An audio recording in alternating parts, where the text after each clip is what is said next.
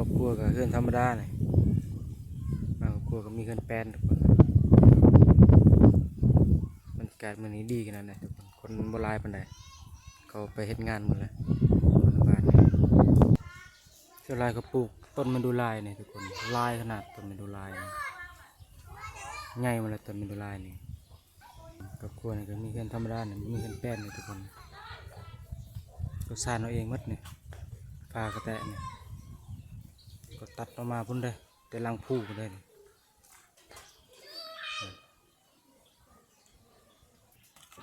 ตาเราเกะตาจานเราเกะ Chân rồi. Đào hay đấy. ตำน้ำชาบ่ Rồi tầm mình xa rồi đây. นี่ตำน้ำชาแดนทุกคนนะเพราะว่าเคสนี้ชาวไร่เขามักกินเป็นน้ำชาเลย